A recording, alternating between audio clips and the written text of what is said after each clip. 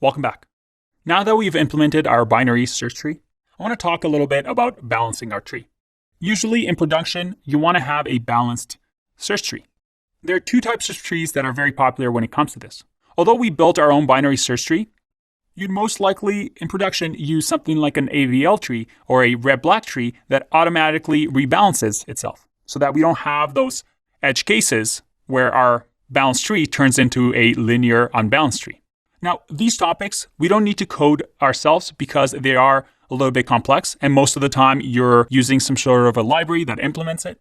But I do want you to understand how it works, so I'll leave resources for you for both red-black tree as well as AVL trees, where if you click here, you see that Visual Go also has it.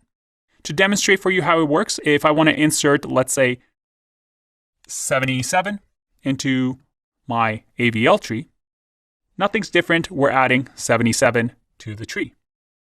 But if I now add, let's say, 80, which will make our tree a little bit unbalanced. If I hit Go, you'll see that I'm traversing down, I add 80, and then all of a sudden, oh, it's unbalanced. It's going to go back and do a little bit of a switch or rotation to balance out the tree, to make sure that the levels that we have in a tree are always balanced. And then we have red-black trees as well, which does things a little bit differently. If, let's say, we inserted 9 here, then let's say we insert 10. And then finally, let's insert 11.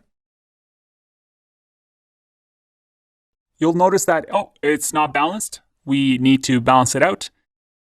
And once again, automatically make sure that our tree does get balanced with something called red-black tree. As you can see, the nodes are red and black here, and that's something that we use to keep track of when we need to rebalance. I'll leave resources for you if you want to learn more about them. Just keep in mind that these two are usually the most popular for balancing binary search trees, and in interviews, you won't have to implement them. You just need to be able to talk about them and why they are useful, something that we should know by now. I'll see you in the next one. Bye-bye.